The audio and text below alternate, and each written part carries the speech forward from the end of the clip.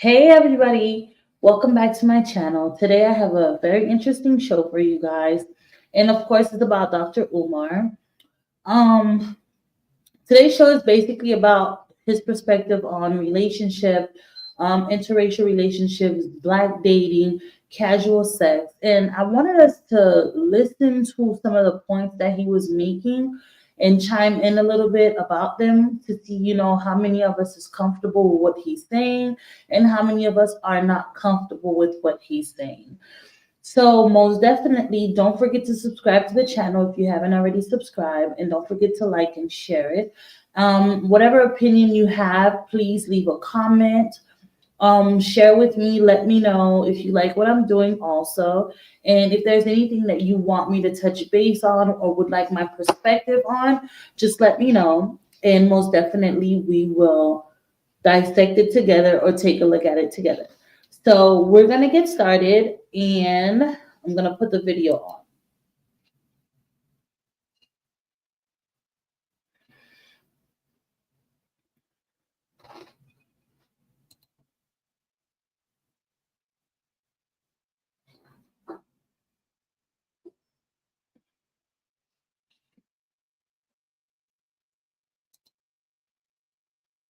A lot of us only see the vagina as a pleasure object.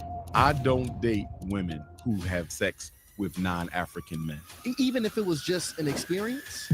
Because it's the best vagina in existence. Fuck. How This can is you just the fully love beginning. if you're too afraid to get hurt? When she says, "Are you cheating on me?" Your ego want to say, "Fuck yeah, I'm cheating." We got an epidemic of black men killing their women. I'm a psychologist, not a psychic. They have learned this is the only way I can get a man's attention. So it's Welcome to Hardly Initiated. It is your host, Tyshawn Jackson, in here with another very special episode with my co-host, Ryan Ketchens. Boy, we are kicking off a new year. It's really popping. We're kicking off a new year and a very special weekend, because for those of you who don't know, it's January 14th, the weekend of MLK Day. This is the MLK Eve right here. Big facts. The day before the 15th, and we doing it very special because we are going to be shooting this episode here with, arguably one of the greatest voices of my generation at this point, because we in here rocking with a certified school psychologist, doctor of clinical psychology, author and the prince of Pan-Africanism. We in here rocking with Dr.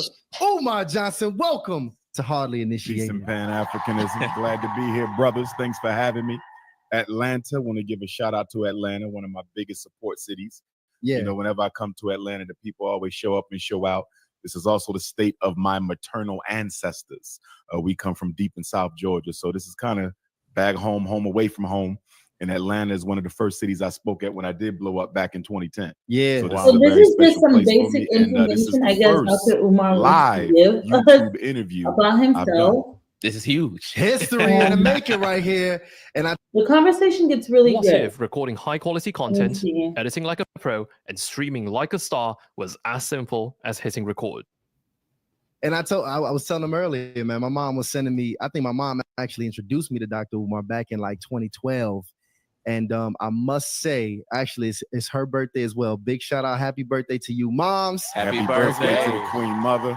And I'm going to give my mama an early birthday greeting as well on the 23rd. 23rd. Yeah, happy early birthday. Happy early birthdays going on in here. And we got something special going on. A little bit. Popped off because I have a conversation that I feel like, Dr. Umar, you are absolutely most qualified to help us out on here, because, man, when I turn on, my computer and I look on social media or just see the conversations that's being had, it seems like it's truly a great divide between black men and women today. True. Especially in the space of love and relationships. Correct. It just seems like we don't have a ton of trust among one another. Mm-hmm. Everybody is very cynical about long-term relationships. That's true. And this is, I would call it a major crisis right now in our community. I would agree with that. We already know we have an economic crisis in the community, but now we see that this family and this relational crisis that we have that's rising. Which one would you say is greater right now as far as an issue or potential issue for the future of our relationships and our family? I would say that they're related. If we look at this in its proper context, we go back and we see that the rise of the single black mother-led household doesn't begin until the 70s. Up until then, most of our homes had a mother and a father. So slavery didn't destroy the black family. We stayed married through slavery. I know my ancestors in particular, they kept the family together through slavery. So it wasn't slavery that did it. It was the economic disintegration of the black community. So after they assassinated Dr. King, the U.S. government decided upon a policy to destroy the black man's ability to fund any future civil rights efforts. So they came into. So I'm gonna stop it right there and basically just break it down a little bit what he's saying. So basically what he's saying is that slavery did not really break the black family, as far as like the father was not leaving the home, the mother was not leaving the home. And what broke the black family is when basically the government went in, excuse me, and took jobs away from black men, leaving black men helpless, hopeless, and women having to work and just to support the family, women having to do the extra just to support the family. And so therefore, black men were getting in trouble more, going to jail, not being in the home. No, basically the basics of what happens in a black family that doesn't stay together. So that's basically what Dr. Umar is saying, is that slavery did not separate the black family, and it's basically the government that separated the black family. So let's listen to a little bit more of what he has to say. To the inner cities and they took out all the factory jobs, stripped the black man of his ability to earn. Remember, up until the 70s, they were not pushing go to college in order to be a success. You could live a decent life working in any of the major inner cities as a laborer. So they took that out. Then they went into the high schools and stripped the high schools of the industrial building training programs. So carpentry, auto mechanic, welding, roofing, electric, plumbing, they took all that out. Those was the skills that paid the bill. In essence, what they did was they made the black man economically irrelevant to the black woman. I want to say that one more time. The 70s was the beginning of the process of making the black man economically irrelevant to the black woman. A man's primary responsibility is to protect.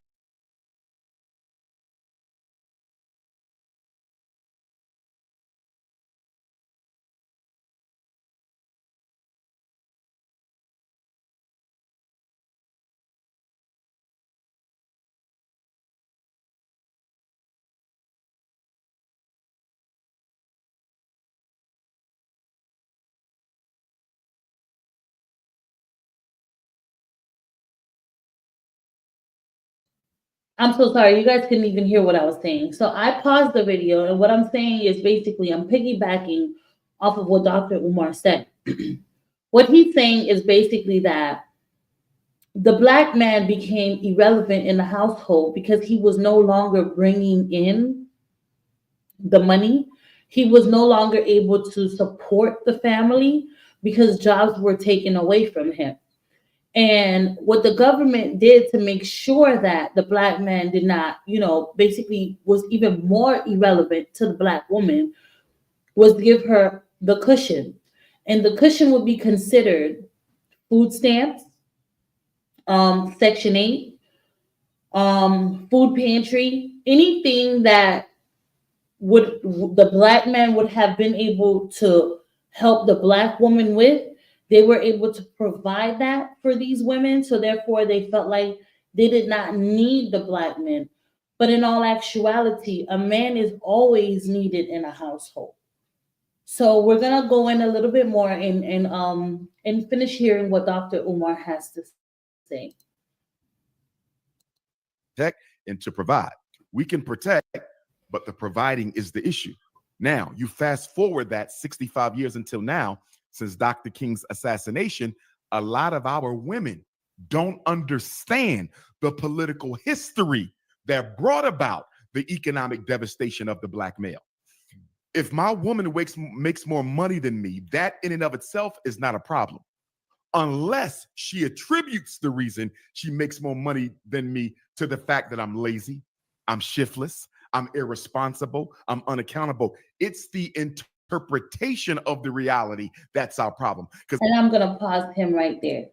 So, for myself as a black woman, making more money than my partner, I don't think that's a situation where I have to belittle my partner, put my partner down, or make him feel less of a man. Because at the end of the day, I think the most important part of the family is having a solid foundation. So whether he brings the money in or I bring the money in, there should still be a mutual respect. There should still be an understanding between us that the foundation always gets taken care of. No matter what the situation is, no matter who, what, went where, inside the house, inside our home, our foundation must always be protected. Whether I'm bringing in the money, whether he's bringing in the money. And even at that, if he's bringing in the money, there should be no reason for him to say, oh, you're lazy. You're not bringing in enough money. No. And if I'm bringing in the money, it shouldn't be where I'm telling him that he's lazy. He's not bringing in enough money.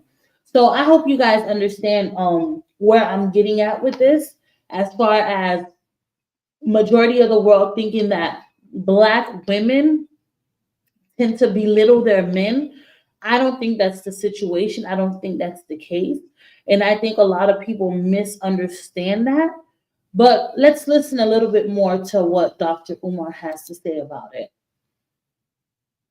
Because if my woman makes more money than me, then so be it. That shouldn't necessarily be an issue unless she feels some types of way about that, or if I feel some type of way about that, because it does go both ways. You have sisters who feel like they can emotionally abuse and emasculate brothers if they have more education and income. On the flip side, you got brothers who cannot accept a relationship where the woman out earns and out educates him. And so it can go both ways. But that economic, I'm gonna pause him, which that's a very strong point. A lot of the time, I think it's mainly the black men or the men that doesn't accept their women making more money than them.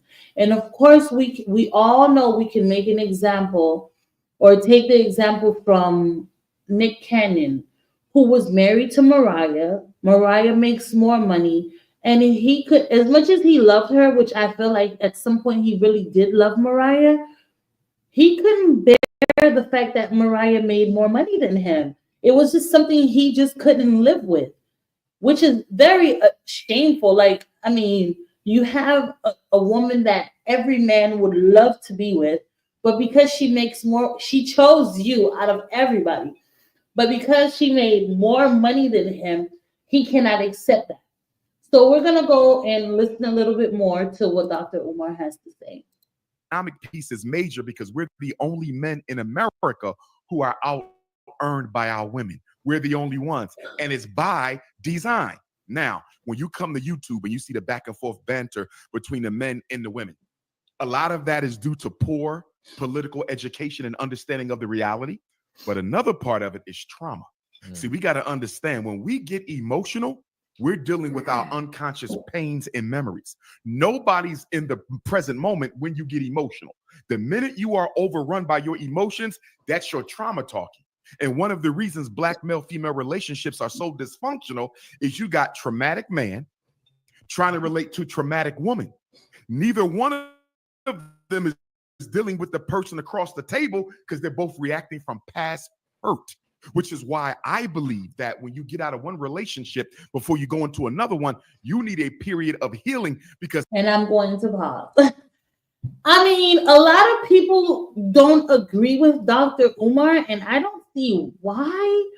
Because some of the things that he's saying, it makes sense. It makes a lot of sense. Not saying that I agree with absolutely everything that he says, but some of the basic fundamentals of relationship, of life itself, make sense. Can you imagine? I mean, majority of us did not get married to the very first person that we laid with. So whoever that person that we laid with, that becomes a part of us for the rest of our lives. And whatever experience we had with that particular person carries on to the next relationship. So at my age right now, I did not marry the first person that I slept with, but the person that I'm with right now, he is dealing with my trauma as I am dealing with whatever trauma he's bringing, which makes perfect sense. There are times where we get into arguments, and honestly speaking, it's past trauma. And is that worthy enough to leave a relationship? Is that worthy enough not to be with that person because you're dealing with something that happened a long time ago? I think no. That makes no sense. Like I can still be in a relationship with somebody that was hurt because I recognize the hurt. I understand the hurt. And we can work through it and understand that we have each other's back, no matter what the trauma is. Let's continue to listen a little bit more to what Dr. Umar has to say. Because if, in fact, you were in love, it's going to take you a while to heal your soul back because love is the process of two becoming one. So if that was really love before you move on, you got to take a break and heal. The problem, gentlemen, we don't like to take the break and heal. And the reason why Black men and Black women don't like to take the break to heal is when you are in solitude. And this is why spirituality emotions come to functions on a foundation of solitude. When you are alone, your soul forces to the surface issues in your life that you need to address that you don't feel like addressing.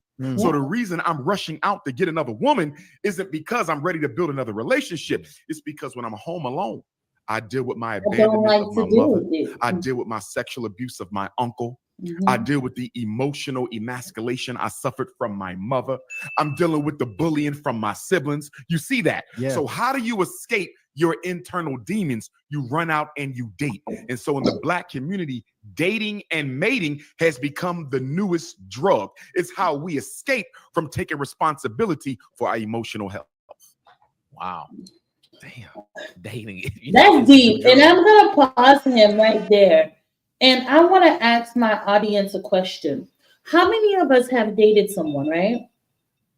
And in the midst of dating this person, it's like, oh my God, like the relationship is about to end. Things are getting really bad. And you know it's about to be over, but you're still caught up in this relationship. Like you're still emotionally tied in, even though you know your relationship is about to end. And then you have a friend tell you, like, girl, you just need to go out and sleep with somebody else. Realistically, how many of us have ever heard that? Like, you just need to just be with somebody else right then and there so you can get over that man or get over that girl or get over whoever you're with. You just need to sleep with somebody else to get over them.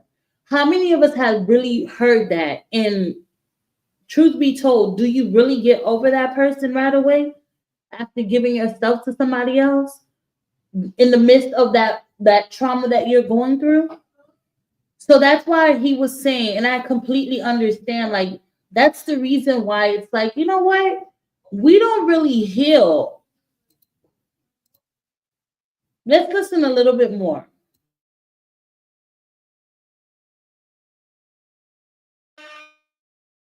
I mean, that makes perfect sense. Dating absolutely has become a drug, and we talked about that a bit with us not wanting to deal with our baggage. So you covered a spectrum of issues that we have right now that got us here. You talked about how pretty much the government has played a hand in our circumstance. Our trauma has played a hand in our circumstance. Absolutely. And those two together, you know, has created pretty much what we see today. Correct. When we're looking at the banter coming that's happening between men and women. Yes. Today, this is the outcome of that. My issue is, do you see us preparing for the resolve? Do we have things in place right now for us to have realistic solution? I don't think. Every month. I'm definitely gonna stop it there. We can let this play out. But the last question was,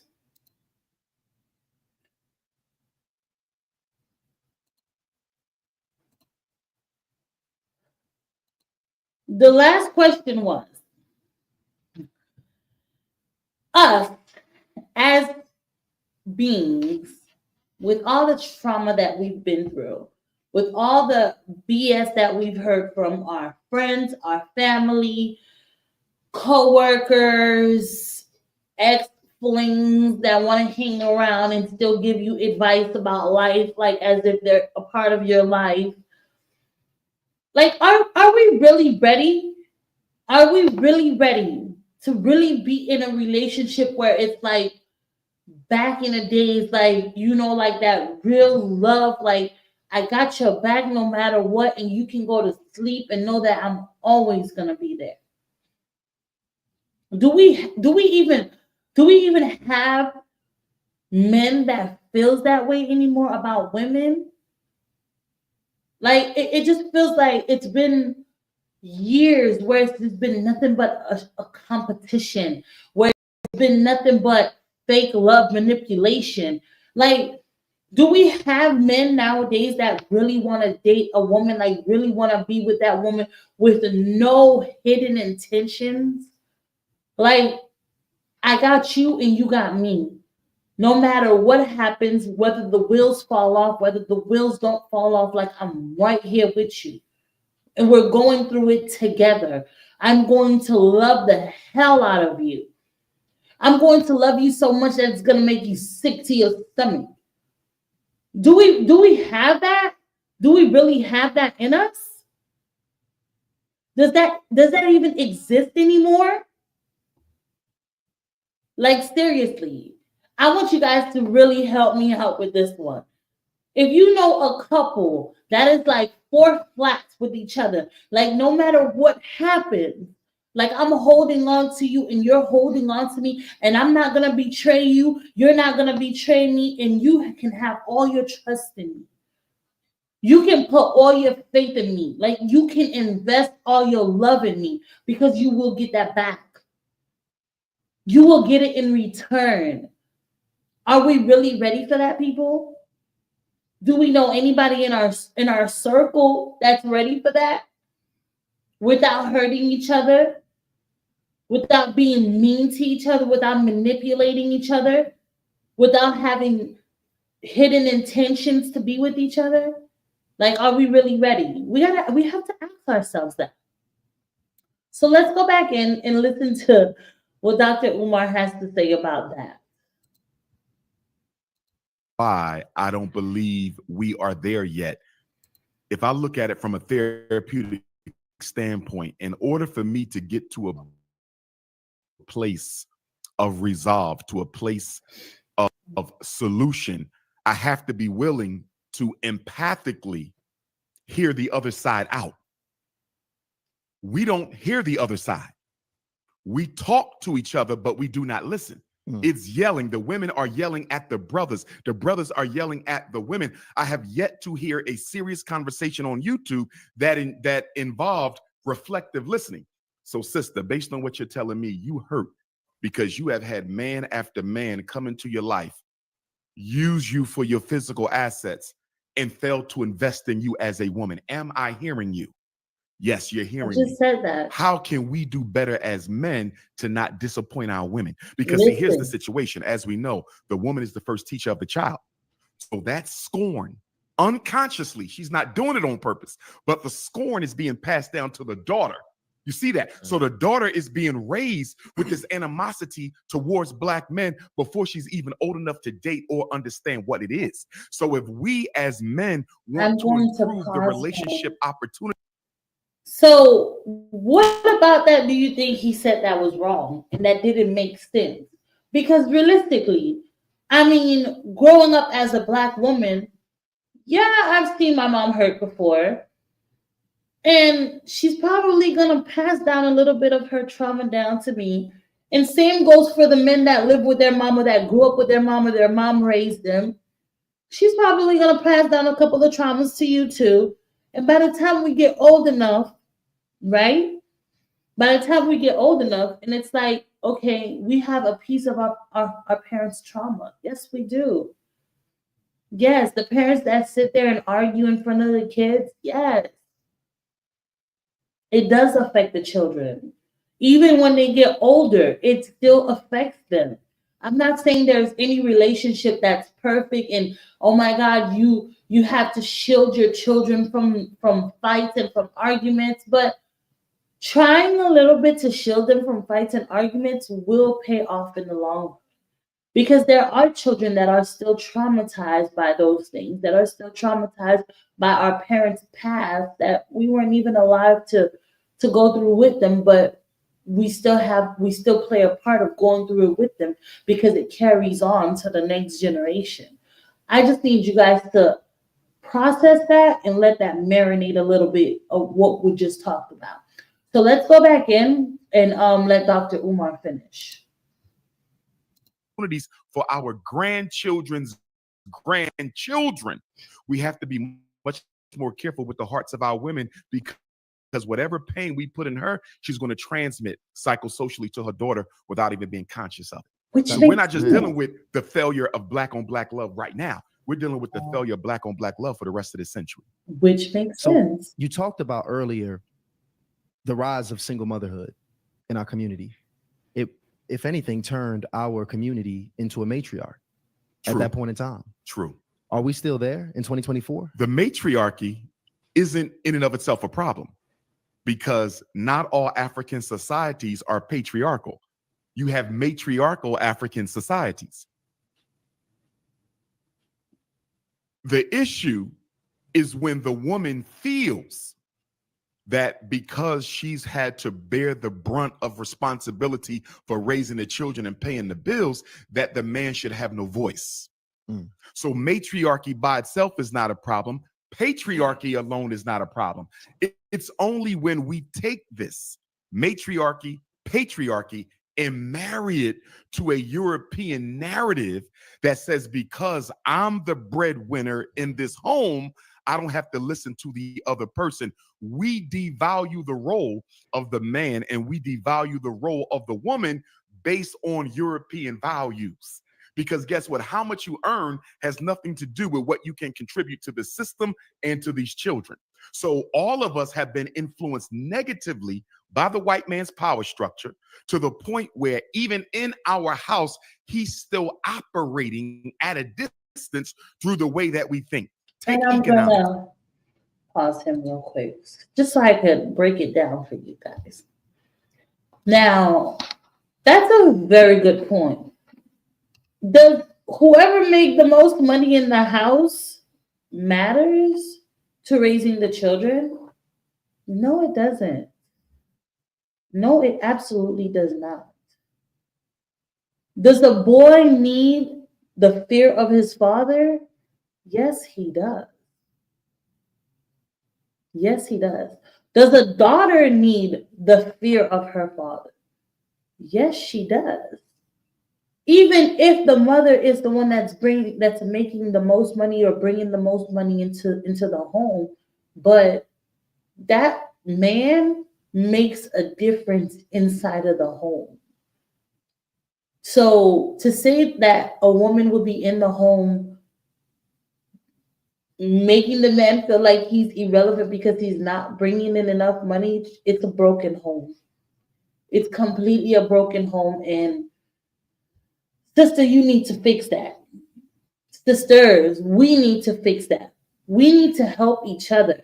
We need to show each other how it is to be able to put our guards down. And again, it has to be for the right man. It can't just be for any man.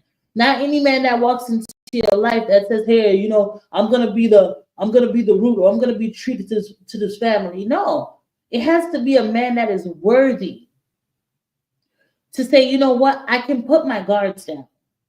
I can allow this man to come into the home and to govern this home." Of course, your opinion matters because we know there's women out there that their opinion matters. Like myself, I am a woman where I feel like my opinion matters. But at the same time, I don't want to be the man in my home. I don't want to play that role. A man is going to be a man, and he's a man for a reason. So let's continue to listen to what Dr. Umar is saying. money and sex, those two variables play too big of a role in our relationships. Sex is important, money is important, but they should not be the be all and end all of whether or not the relationship is going to make sense. And if money and sex are dominating the relationship is being ran on a superficial structure because money runs out. How you perform in bed, that will dim over time too. So we cannot be coming together for money and sex, because if that's the case, this really isn't a relationship, it's a pleasure contract. And a lot of us in the community have pleasure contracts we call relationships. The difference between a pleasure contract and a relationship is a relationship requires obligation and accountability. See, when you have a pleasure contract, I sex my queen when I sex her. We go to the movies when we want to go to the movies. We go to the Bahamas when we want to go to the Bahamas. We go to the festival when we want to go to. It's all pleasure based. I see you when you want to see me. You see me when you. Pause. I mean, listen, if there's an understanding between you and your partner where you guys see each other when you see each other, you play when you want to play, that's all on you. But if you are serious about a man and it feels like a contract, then sister, you need a reality check. Like, no, we're not doing the contract. It's not going to be a contract situation.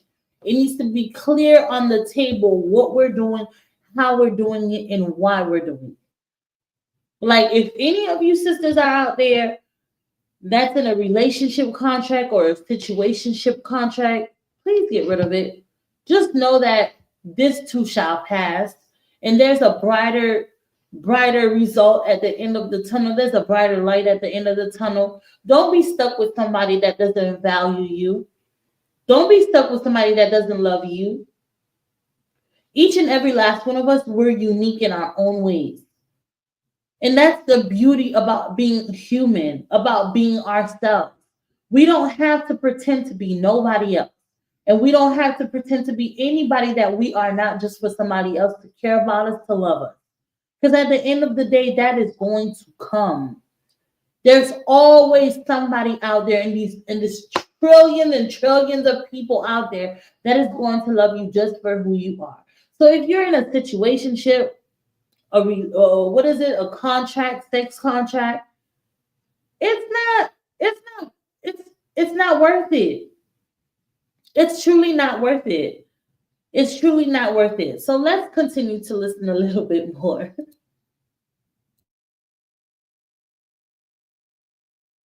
You want to see me.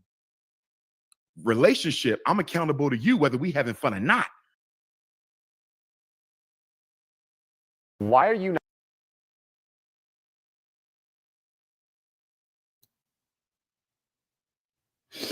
So, honestly, all this thing that was said, that is true.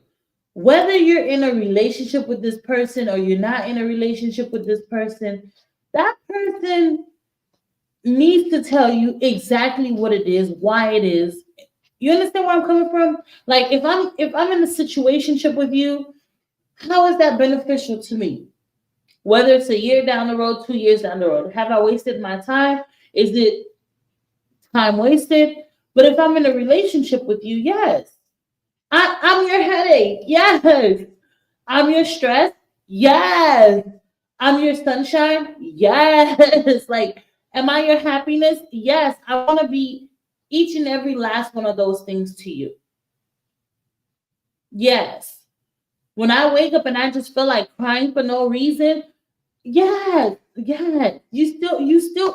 I'm still your problem. Yes. And I think that's what a lot of these guys don't want to deal with, like a woman, like a real woman. Yes, we all handle our emotional needs in different ways. But anyways, let's continue to listen to Dr. Umar. I just love listening to this guy. In a relationship, requires obligation and accountability. See, when you have a pleasure contract, I sex my queen when I sex her. We go to the movies when we want to go to the movies. We go to the Bahamas when we want to go to the Bahamas. We go to the festival when we want to go to. It's all pleasure based. No. I see you when you want to see me. You see me when you want to see me. No value. Relationship, I'm accountable to you whether we having fun or not. Relationship, your long-term best interest as a human being is part of my responsibility. Yes. A lot of people are calling pleasure contracts and situationships, which is when neither one of you really know what the hell this is. We're calling them relationships and they're not. So number one, we got to be honest about what the particular structure is. Is this situationship? We just trying to figure it out. Is this a pleasure contract? We just having fun in and out of the bed when we feel like it? Or is this a relationship where you're going to be accountable to me even when you are angry and upset and don't want to be bothered? What exactly is this? Because there's a big difference. And unfortunately, because we don't communicate with the women in our lives as men, once they open their legs, they tend to assume that there's some sort of a relationship here. Women, no matter how that. minuscule, we never clarify that. And the reason we never clarified that is in our selfishness as men, we like to have our cake and eat it too. So we know she's developing a bond. You understand? But we're never going to clarify the bond because I want to be able to dip out the back door the minute she puts too much responsibility on me. Where had if you told her up front, this is just a pleasure contract, an arrangement, she could have probably done a better job of keeping her feelings to herself. But because we don't want to see her with nobody else, we would rather run the risk of hurting her spiritually and emotionally than let her go free to find what she really needs. Selfishness plays a big role in this. That's it. And there's a lot of selfish men out you mentioned there. about money and sex. What should be at the root of a healthy relationship? For me, the foundation of a healthy relationship, first of all, let's deal with the 4 essentials. In order for the relationship to work at all, you got to have humility. A lot of times we don't have humility. If the relationship is based on ego, it's not a relationship. You see that? Ego means you hear me, but I don't have to hear you. And that's not a relationship. That's a master slave. That is the most, listen, sometimes, I don't know if any of you have ever been in a relationship where it's like, you just have to pause and listen to the person that you're with, even if all the nasty, mean thing inside of you is boiling up and you just want to lash out and say all types of nasty and disgusting and disturbing things to this person. Sometimes you really just have to just shut up and just listen to it.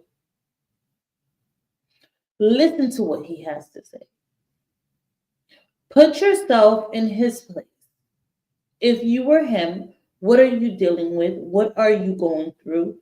And understand it from his perspective and not only yours. Trust me, that is easier said than done because I've been there.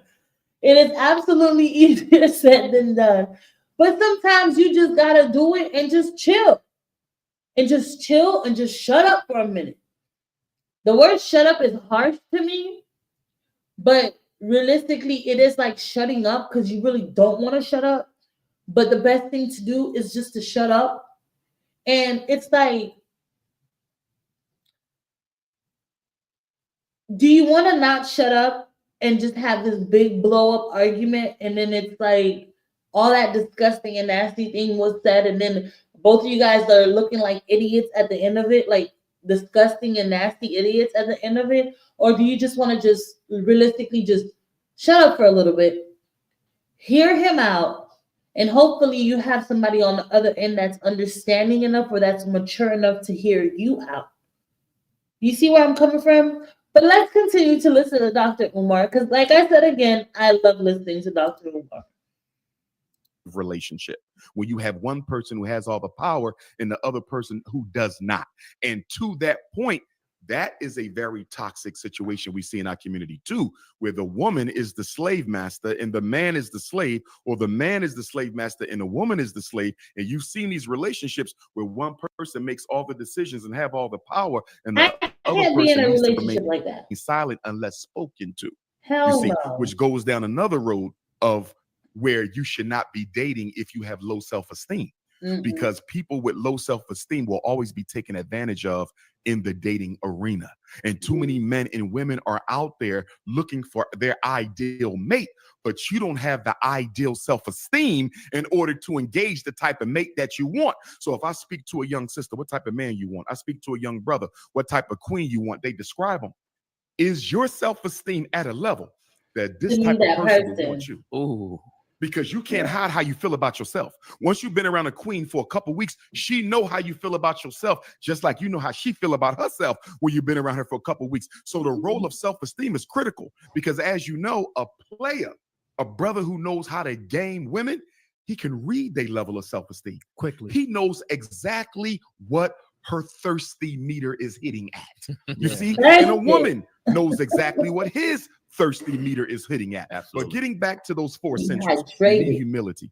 I got to be humble enough to be quiet when she's wrong to hear her out.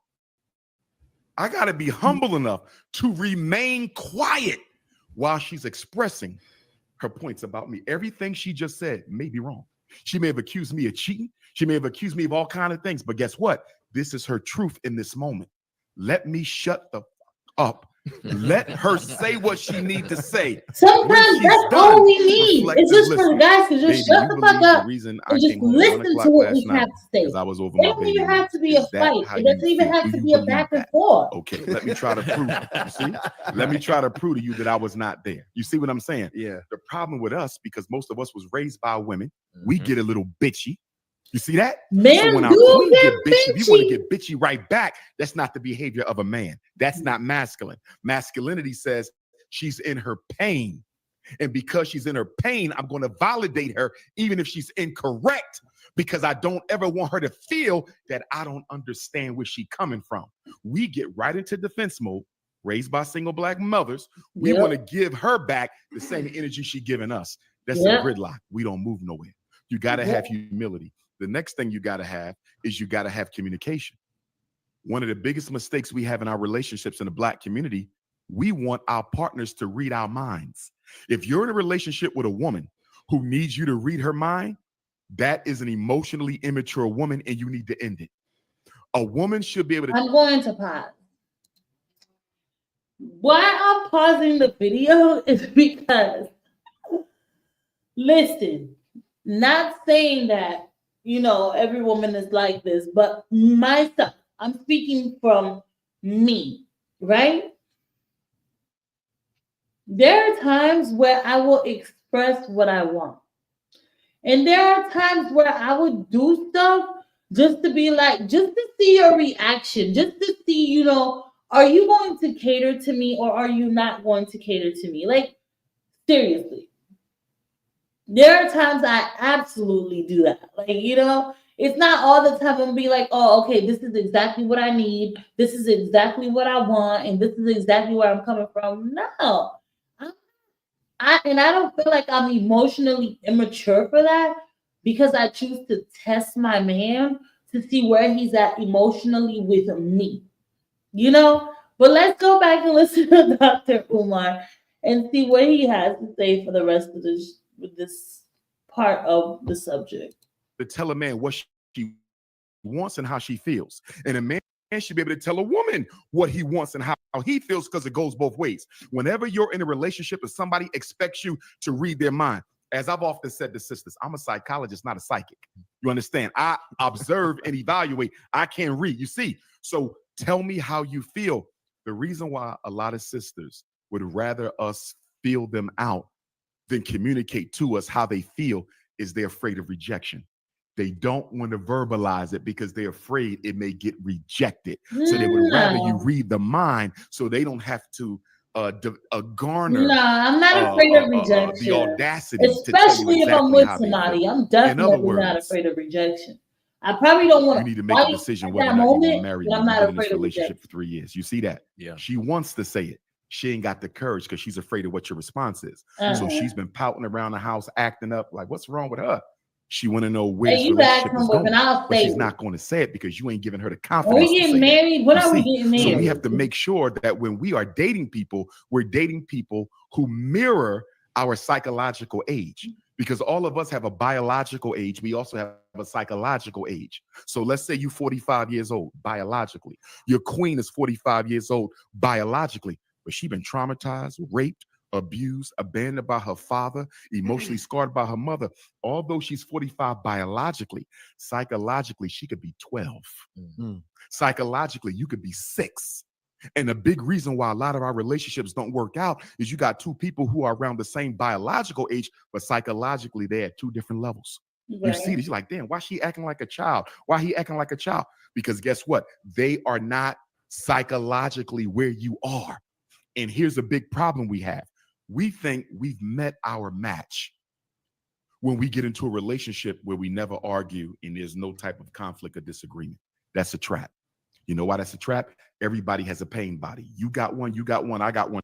And I'm going to pause him right there. That is the most truth that I've heard in such a long time. Getting into a relationship with a person and you guys absolutely never argue about anything. There's never no disagreement. Everything is cool, copacetic, and steady and ready to go. No, sir. I can tell you, that person does not give two shits about you. That person does not care about anything in the future about what you got going on, what you will have going on, what you might have going on. That person does not care at all. And that is the reason why there's no point to argue with you. No matter what you do is okay. No matter what you don't do is okay. That person does not care about you. Trust me. It's only a matter of time before you get left behind. So let's continue to listen. When they got one. What is a pain body? That is an energy that you carry within your soul. It's a deep part of your unconscious that contains the memory of every negative experience you ever had in your life. From the time you got bullied, from your father spanking you in front of your friends, your girlfriend cheating on you, everything you went through negative is in this pain body, right? You have one. Everybody got one. If you've never seen it activated in your queen to be, it ain't time to get married yet. Because you have to determine whether or not you can live with her pain body when it gets activated. See, this is where we date for 5 years and everything been great. We moved in for 1 month. Now we getting a divorce. You know why? Because it's easy to date when y'all don't have to share the same space. It's easy to date when y'all don't have to share the same space. Now y'all sharing the same space, and all that she kept hidden in her, or all that you kept hidden in you, now it's going to come out. And do you want to know why? And I'm going to pause right there. Have any one of you guys out there ever dated somebody where you were living in one place, that person was living in another place, and everything was beautiful? I'm talking about you are walking on clouds. Like everything is where it needs to be. Every good morning text message is where it needs to be. You're beautiful. You're amazing. You smell good. I love you. All that. All that is good until you move in together. And once you move in together, it's like, what the heck just happened? What the heck just happened? Like, what happened? Like, who is this person? Like, I've been dating you for so long, and I don't even know who you are. Like, I don't even understand your opinion. I don't understand the way you snore. I don't understand the way you hug the sheets.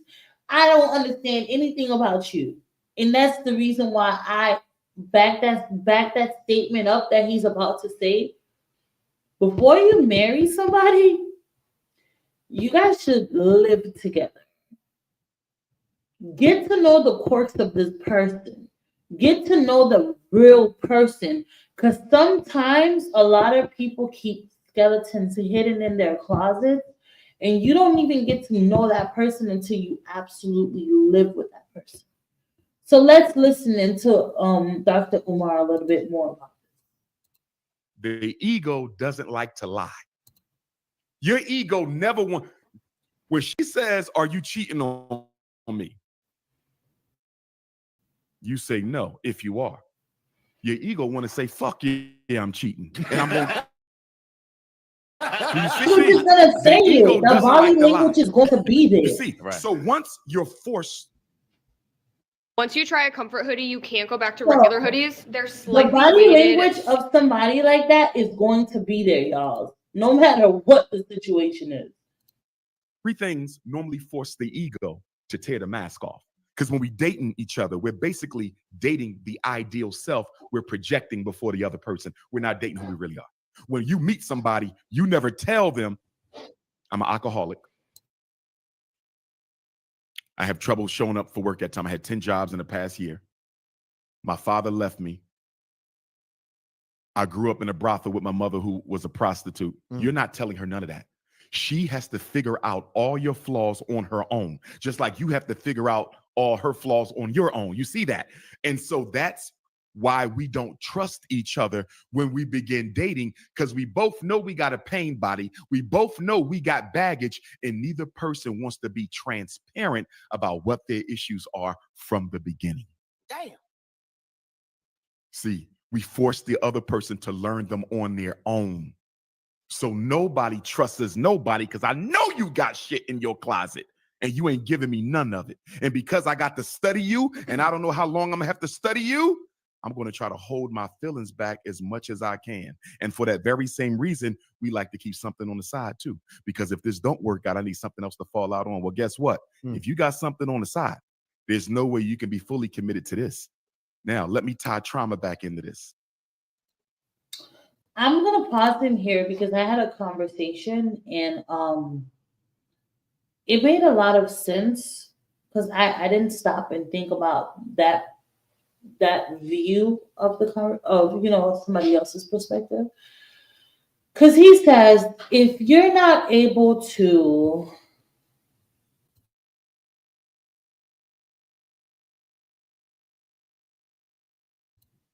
because he says if you're not able to tell me all your dirt, tell me all your skeletons in your closet, then you don't really love me. You don't really care about me. I was talking to Jay, and Jay said, "Well, Sin, does our parents tell us all their skeletons in their closet?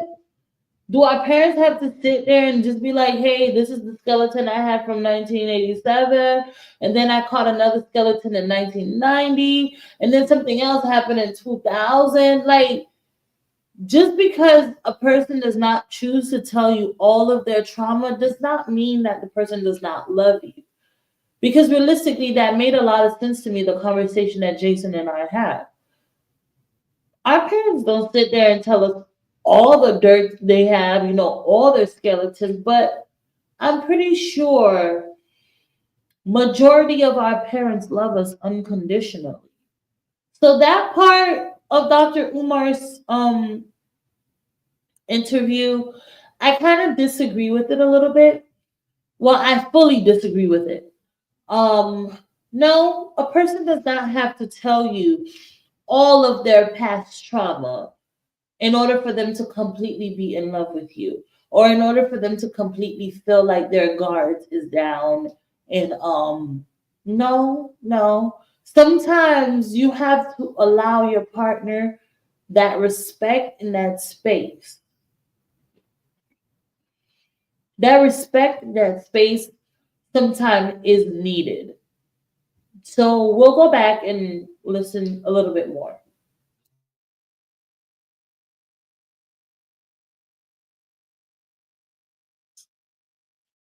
How can you fully love if you're too afraid to get hurt? Right. And if you can't fully love because you're too afraid to get hurt, you have no business dating in the first place. Because what you might mistake for love is nothing more than a psychologically unhealthy attachment or addiction for someone else's presence in your life to validate you. Right now, we got an epidemic of black men killing their women. That wasn't love. You couldn't kill somebody you loved. You know what was going on? He was addicted to her presence in his life. His illness cannot exist without her presence in his life. And because he can no longer have her presence in his life, he's going to take her life. That's not love. That's psychopathology and addiction. And you have a lot of traumatized Black people running around thinking they're in love with people. You're not in love. You are simply addicted to their presence in your life. They serve a purpose for you. That's it. It's not love. And if you don't really understand what love is, oftentimes clinginess, attachment, thirstiness, and addiction is called love, and it's not. Love don't hurt. If it hurts, it has to be trauma. So take us into love though, because I do agree with you. A lot of people are confused about what love is. Right. So how would you define love? When you truly love somebody, truly, here's the thing about love. Love is unconditional. That's the first thing I want to say. Is it really? Love is unconditional. If it's conditions on it, it ain't love. It's a contract. And that's okay if both of you agree on those terms. She may agree. We have a pleasure contract. We got an economic contract where you're going to take care of me. And as long as you take care of me, I'm going to be your woman. The Puff Daddy arrangement. You feel me? That works for some people. No, you have women like that. You have men like that. I'm going to floss you up. And as long as I floss you up, you're going to be loyal to me. But that's a contract. That's not love. Contracts are different from love. Why? Contracts are conditional. Right. Love is unconditional. If I love my queen, what if she comes home one day and say, hey, baby, I don't want to work this. I don't want to be a lawyer no more. But if I only married her because I like the way her law degree looks on Dr. Umar in public, you see how this goes. She's changing. But if I love her, okay, baby, that's what you don't want to do. You want to go into something else? Let's do it. Love is, when you love somebody, you are 100% unapologetically and unconditionally committed to that person's best interest, even if it is to your loss. And I am going to pause Dr. Umar right there because at my age right now, I've learned something that I think sometimes you can get with a person or be in a relationship where that one person does not speak your love language. And because that person doesn't speak your love language, doesn't mean that person does not love you. Perhaps they are speaking the language that they grew up with, the language that their mother instilled in them, the language that their father instilled in them. And it's going to take for you, the strong-minded one that cares about your partner, to see if that's the situation that you're in, where it's like, it's not that my partner doesn't love me, but perhaps the way that my partner expresses love is not what I would perceive love to be. I hope you understand where I'm coming from and process it, let it marinate, drop a comment and let me know what you think about that. Because I think a lot of the times we want somebody that is going to show us love the way we process love to be.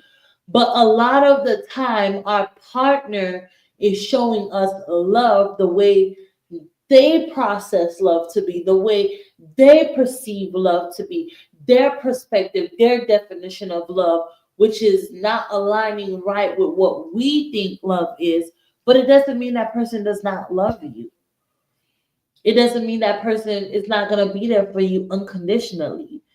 It's just that that person is not speaking your direct love language. So therefore, you're not able to understand it and pick it up. But let's continue with the video and hear what else Dr. Umar has to say. What if your fiance come home and say, listen, babe, I had a long conversation with my ex-husband. I never thought I would look at this again, but we left a lot on the table together. I enjoyed the time we had. I think that man might still be my soulmate. I got to move on. I might still hurt because I loved her, right? But if that love is true, if you feel that's who you meant to spend the rest of your life with, I gotta love you and want the best for you. Most of us cannot do that. What we call love is limited to your investment in me. I mean, of You course, see you that? wouldn't want the person to Anytime they leave step you. outside of the box we created for them, we If I get love angry you, I don't want because you to that was leave not love. me. You had But conditions if on it. you really want to go, Your who woman can gained stop 20 you? pounds. No Now one you can want to stop divorce you. her. You say, if you gain another 20 pounds, this marriage is over. That was not love. That was a contract because it had conditions. If I love that woman unconditionally, whether she gained 20, 30, 40, 50 pounds, I'm not going nowhere. Now, we might need to have a conversation about her health because I want you around for our children to get married. You understand? Right. But there's no such thing as ending a relationship because you stepped outside of my perfect box if you loved her. Love is unconditional. And most of what we got in the Black community are contracts disguised as loving relationships. Because I mean, that's what I think of when I think of even the role of a man being to provide, to protect. I'm thinking those are conditions. Like, this relationship will exist between us as long as you provide and you protect. Are those That's not something that you conditions on the automatically contract of have love? to do. You are correct. Those are a little different though, because those are expected gender roles that go back to the beginning of time. Yeah, you In have other to do words, that. I know she's going to be birthing the babies. I know I'm expected to be the provider, even if she makes more than me. So gender roles are conditions, but because those are culturally determined, I would put them in a separate box. Because we come in, you have to do that as a man. Why would you not want to be a provider? Why would you not want to be a protector? You coming in with that intention. You coming in with wanting to protect your queen. Income better not drop. Wanting to protect your don't foundation. Have more than one child. You see what I'm saying? I'm dealing with family. Those personal conditions that you want to impose on the other person versus the conditions that the culture imposes on us as men and women. Understood. Now going back to, because you were saying y'all still good on the sound. We good. Yeah, okay. Mine went down a little bit. There we go. We straight. My sound didn't go down. Let me get them two other ones. I'm sorry. No, we need those. Matt, hold on, wait. Because I want you to hold it because there's so much to unpack. Okay. Hold on to those two other ones. But I really want to touch on this because you talked about being able to us dealing with our pain bodies. Yes. And us not knowing exactly how to connect with one another because we really don't know who we are in that pain body. Yes. You don't want to train like girl A because girl when he says A pain body, he means like, I'm pausing him. When he says pain body, he means like when you live with someone, right? There are things that triggers people, that upsets people. Like for myself, I'll give you an example. When I cook, I hate to do the dishes after cooking. That's a trigger for me. That's part of my pain body. Like I become a different person. Like I'm like, no, it's not going down and it's not happening like that. Another thing about me, I would say is if I go grocery shopping and we're all in the house together, you didn't go grocery shopping with me, like I'm not putting the groceries away. Like I already did the whole works of going to pick everything out, which I don't like grocery shopping, but going to pick everything out, putting everything in the car, coming back, and I have to put them away. No, that's like another one of my pain body situation. Like you won't know that about me unless you live with me. So let's go back to the video and hear what question this gentleman is asking. I'm out here. I'm a brother who's seriously dating. And I really want to look. I'm trying to get out these damn streets. Yes, sir. Yes, sir. So the reality of it is, how is a man looking to authentically know a woman, her pain body, what she really comes with to unlock that version of her, and her to unlock that in me as well? Mm-hmm. How does that happen? First of all, it cannot happen until both of you feel the other person is a safe space for you. So it doesn't happen early on in a relationship. It happens at a point, normally after you guys have been intimate, although I don't think that's a good idea. I think it needs to come before the intimacy because intimacy tends to unlock a lot of that pain. See, so when you guys get to a point where you're pretty sure that you're interested in taking this a little further, let's start talking about some of the things we've been through so we can understand each other a little more. Okay. You see that? The problem is people are very slow to disclose past traumas because number one, they buried them somewhere deep within themselves and don't want to touch them again. and they fail to realize that they still exude energy and influence all throughout your life. So that's number I mean, one. at our age She don't right wanna now, we revisit should the rape. know. So I'm not even going to Mhm. I bring it. want to pause. At our situation right now, I mean, we should know that everybody comes with some type of trauma. We should know that. Like, come on. We should expect, if you're not married by your early 20s and then you stay married up until your dying days, that person that you get with has trauma, like it or not. Whether it's used to getting beatings from the mother or beatings from the father, that person comes with some type of trauma. A heartbreak, somebody that they were so in love with, and the person is no longer in love with them, it's still trauma. It's trauma because it affects you or it affected you in some type of way. But let's continue to listen to what Dr. Umar has to say, people. It up to him. You see that? Yeah. That's how trauma operates. We think we can bury it. You can't.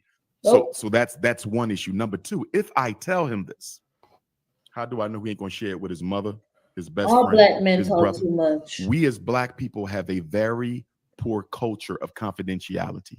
We don't keep things confidential. You know, I look at my life, right? I've never discussed my personal intimate moments with women. I'm not with gonna no lie, one. as much as And I if love anybody Dr. ever found Umar, out I about don't me and a believe woman, I that. don't But care if go it was high ahead. school, she had to tell it. Because I consider the woman so sacred, and her giving me that part of her so sacred, nobody will know You can tell that this by ever his happened. face. But If he gets a I know baddie, few he's men who are gonna like that. say it. He's A gonna lot tell of a men friend, are like yo, women. I They hit want to that run and baddie. tell everything that goes on in the relationship. I If still there's love no Dr. Umar, but I confidentiality still in the think that was relationship, fake. nobody's ever going to disclose anything. A woman has to know that if I tell him this, even if we don't work out, this never goes into another person's ears. You with the same way. If you got a man who's been sexually abused or grew up in a foster home, but nobody. Let's pause right there. Women, I'm gonna tell you right now, sisters, let me tell you right now. Before you sleep with men, and I think every last one of us have been down this lane. Before you sleep with a man, we all know we think about those things. Is this person going to tell? And if this person tells, is this going to ruin my reputation? Is this going to make me look like a bad person? I hope you sisters think like that before you sleep with somebody. Before you sleep with somebody, I hope these are the questions that you are asking yourselves. If I sleep with this person, is this person going to tell other people? And by him telling other people, is it going to ruin my reputation? Your face card is your passport. So again, which means your vaginal card is your passport. If that person that you chose to lay with is a disgusting individual that has no value, no worth, no character, no personality, no pride, sister, you should not be sleeping with him. Because the minute he sleeps with you, he's going down the street, not even 2 towns over. He's going to go down the street. And he's going to tell that person that's standing on the corner. He's going to tell his friends. His friends is going to tell that friend.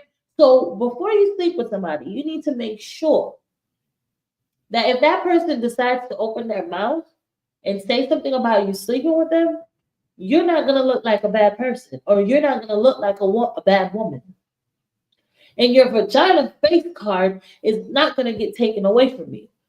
Let's go back to the conversation. Nobody knew it, or my mom is really my aunt because my mom left me on a step. If I tell her this and we end up not working out, is this table talk at girls' night? You see, so people got to really feel you're a safe space before they start to divulge that part of themselves. It's expose culture right now. Everything, everybody's being put on blast right now. And that's exactly why a lot of us are not willing to tell our significant others the type of pain that we carry around with us every day. Because if this gets out, it'll be used against me by people who are not for me. And so And I want to pause him. And let's be real. How many of us wear when your mother talks to you or when your father talks to you, I don't know about you guys, but for me, and you are told at a very early age, when you start dating and you're out there and your parents know you're dating, they'll tell you, they'll be like, listen, you do not need to tell the new person that you're with about all the traumas that you've been through. You don't need to tell that person every nick, every knack about every single thing. Why? And again, after talking to Jason, I've gotten a broader perspective on the way men think a little bit more. Because he was like, then your perception of me is going to be different. The person you thought you knew is not the person that you really know. Like, this person has other things going on. You see what I'm saying? Like, this person really have other things. You know, like, is this even the person that I fell in love with? And after knowing all these things about you, can I still see you the same? Can I still care for you the same? Can I still love you the same? So if he's thinking like that, I'm pretty sure there's a lot of other people thinking like that. So even though Dr. Umar is advising for us to tell everything in our closet, bring out the skeletons and the caskets, and let them know where the shovel is and where we dig the hole, sisters, I think you should hold back. I think that if it's not necessary for that person to know, you don't have to tell any and everything that you've been through. You don't have to, because sometimes we go through things or we've been through things and it builds character. If you're comfortable with your mate enough to tell them, yeah, that's fine. But it's not an absolute necessary for you to say everything that you've been through. But let's continue to listen to Dr. Umar. My effort to bring some healthiness into our relationship, you just unearthed my trauma for the world to use against me. Trauma is a hell of a thing, gentlemen. Yes, it's a hell of a thing. People bury it and they don't like to bring it back up. Right? And see, here's the thing. To your point, there were 4 things we needed as children. If you got these 4 things from both parents, you needed it from mom and you needed it from dad. The opposite sex parent is more relevant, though, although both are important. You needed intimacy. You needed your mother to love you, and you had to feel the love. You need your father to love you, and you had to feel the love. Remember, a woman's first love affair is with her father. It's not sex, it's psychological. A man's first love affair is with his woman, with his mother. It's not sex, it's psychological. Oh, goodness. The dream realm is one of the most ignored spaces. So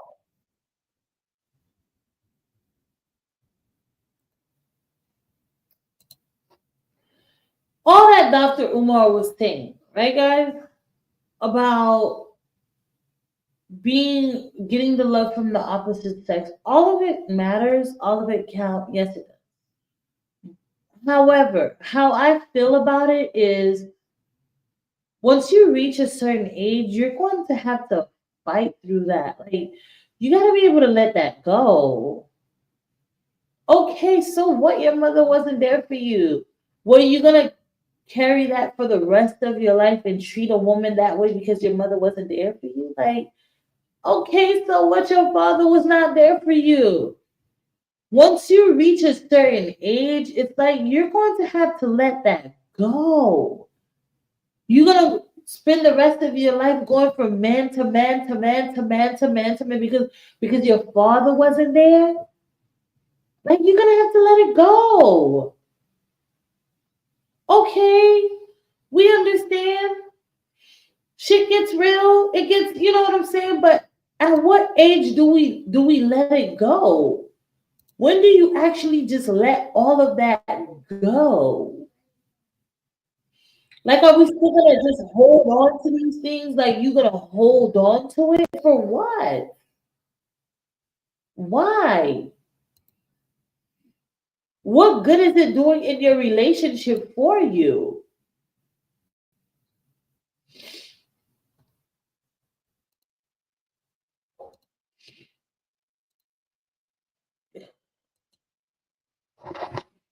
Yeah, like so.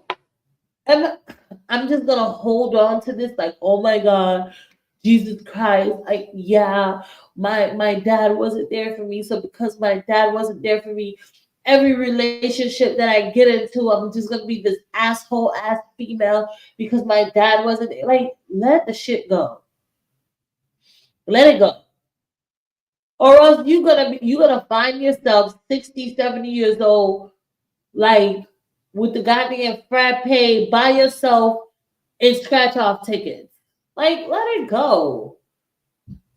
Okay, your parents wasn't there. Okay, the mother wasn't there. Okay, the father wasn't there the way you needed them to be there. But you have opportunity to start your life over. You have an opportunity to build a foundation with a whole nother person. Now you know what not to do.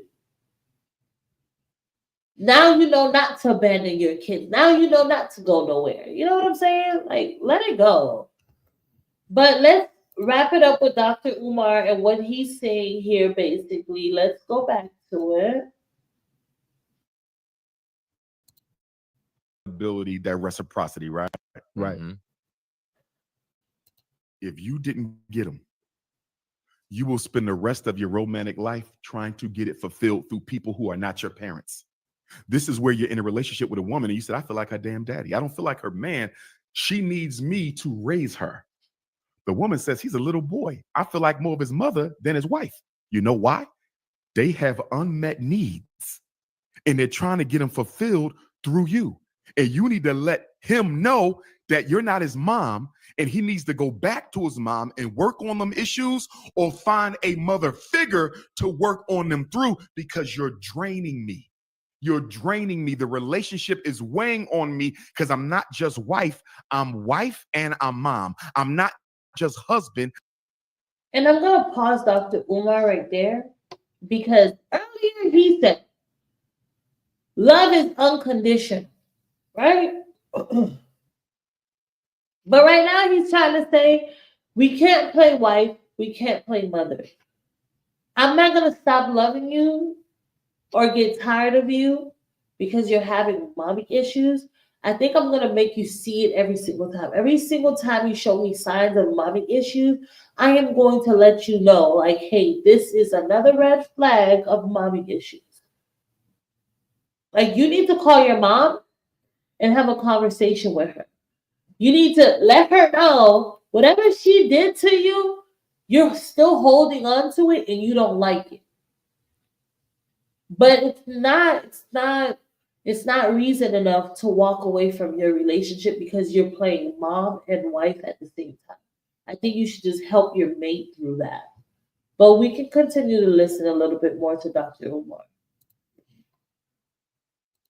I'm husband and I am dad. And this is why you got to meet them parents if they're there. And if they're not there, you better do a thorough psychohistory interview with your mate to be to find out what they went through in their life. Because if you find out there was an abandonment issue, there was an intimacy issue, never felt love, given up for adoption, foster care, whatever the case may be, there was a trust issue, then you know there's a vulnerability there. And that woman or that man is going to spend the rest of their life trying to get the childhood unmet needs met. The Bible, I'm not Christian, but one thing in the Bible, it talks about how the sins of the father will visit the children until the umpteenth generation. Nothing is more true about that statement. That's what he said, when the mother's trauma goes to her daughter. If grandfather was an alcoholic, grandson is likely to be. Great-grandson is likely to be. If great-grandma was promiscuous, granddaughter is likely to be. Great-granddaughter is likely to be. It is very hard to break dysfunctional family cycles and patterns. Very hard. That's why when you meet the mom, you say, I know the mom's kind of loose. You feel me? Like, I know exactly what you mean. Right. Are you sure that didn't get passed down? It doesn't mean it had to, but there's a strong likelihood that Thank it did. God for my mother. My mother is your so partner's unmet needs, because if they were not met, sensitive. they're going to be looking for them to get met through you, and that's not your job. Nor can you meet them, because unfulfilled issues from childhood can only be fulfilled through those parents. So what I want to actually get into here in Good Game, way to close that out, man, because that's good closure on that conversation. I want to talk about the leadership aspect because we got a lot of ladies always talking about, they're having troubles finding a man that's qualified to lead a family. And when we talk about a man who's qualified to lead, I want you to define the best way you can what you feel a man needs to actually be able to head and lead a household. That's going to vary woman to woman. Amen. Some women want an aggressive dictator. No. Some women want. They'll never say that. They want. I don't want an aggressive Some women dictator. do. Other women want a man who's more of a facilitator, who takes the lead when necessary, but would much rather collaborate with his queen. Yeah. You follow? So we have to look at the style of husband a woman is looking for. And to my sisters, I would challenge them respectfully. If the man you want shows up with the ability to lead, do you have enough trust in yourself, in respect for Black manhood, to allow him the opportunity to lead you? Because let me tell you what I've had women tell me in therapy. Dr. Umar, I found a man of my dreams. Takes care of me, takes care of my kids. I don't have to work. I trust him. He don't cheat. No issues. But guess what? I was conditioned by my mother and my grandmother to never depend on a man and never let a man make decisions for you. I know he's what I need. I know I can trust him, but the conditioning in my family, that intergenerational, we don't trust or respect Black men, has gotten so deep into my mind that the very man I waited my whole life for, I might lose because I can't get control of my issues. So when the sisters say you're looking for a leader, are you ready to receive him when he shows up? You see that? Yeah. Because a lot of women can't relinquish that, even though our sisters have been punished far too long because of the white man's war against the Black man that sends us to the penitentiary and to the graveyard. Black women have had to lead on their own for 50, 60 years. So they've gotten we're in 2025, honey. Not having to. You either got a good man that could lead or got a good man that could. You're talking about 3 generations. No man. With you or you now don't. One comes up, traditional family values, church I don't know about man, the whole spiritual man, mother, grandmother situation. And she can't let him lead because even though she's tired of being in charge, she ain't tired, because if she was tired, she would let him lead. She don't want to relinquish. And that's a big reason why a lot of women don't have husbands. It's not because they can't find them. It's because they cannot respect a man who shows up with traditional Black masculine traits. Ooh. So is that a bigger, is that a bigger issue than the fact that it's not enough of these brothers out here? It's really both. We tend not to tell women the truth that very few men, especially alpha brothers, are monogamous. Most alpha men, most men, period, are polygamous. That doesn't mean they're going to have 2 women at the same time all the time. It means that during the course of the relationship with the primary queen, you will entertain other feminine energy along the way. We're not honest with the women. We don't tell them that. We'll tell them it's only you, baby, and I love only you, baby. So every woman thinks if I find the right one, I never have to worry about having to share him, when that's really not the truth for a lot of the men. All right. Thank you so much, Dr. Umar, for chiming in on that. And, just for clarifying for us all of your perspectives and your point of views. Yes, there are a lot of men out there that prefer to have a queen inside the home and occasionally go out and have fun with another woman. Is it always acceptable? No, there are some beautiful Black queen sisters out there, some beautiful sisters out there that don't accept it. And there are other sisters out there that do accept it. For whatever your preference is, however you like it, however your man likes it, however you and your man like it together, it is your prerogative. And the only thing that we do say is just to let the person know, let your partner know, communicate with your partner. Love each other enough to be real, honest, and open. Sometimes the truth will hurt. And even though that it hurts, we have to learn how to accept and love each other in each other's own unique form, own unique way. Okay? So tonight's show, I feel like I got a lot from it, and I hope my audience got a lot from it. And again, if you haven't subscribed to my channel, please don't forget to subscribe, like, share the video, and leave a comment, even if it's about something that you want me to talk about. Just leave a comment and I'll definitely answer you guys back. But again, I want to say thank you so much to Hi, and thank you so much to Dr. Umar for the show that we were able to dissect and go in on and share our perspectives and our point of view. Um, my black queens, I want you guys to know, like, please don't ever forget to love yourself. Don't ever forget that you are beautiful, you are worthy, and even if nobody in this world loves you, God loves you. God accepts you. He created you. He's your maker. He loves you. He accepts you just the way that you are. You know what I'm saying? Like, as long as you have that, nothing else really matters. But for sure, I'm sure there's somebody out there that loves you. And before we can go out and love somebody else, let's love ourselves. Let's understand ourselves. Let's respect ourselves in order for us to have enough value to go out there and to love somebody else. So until next time, thank you so much for joining my show and for watching it. Next time.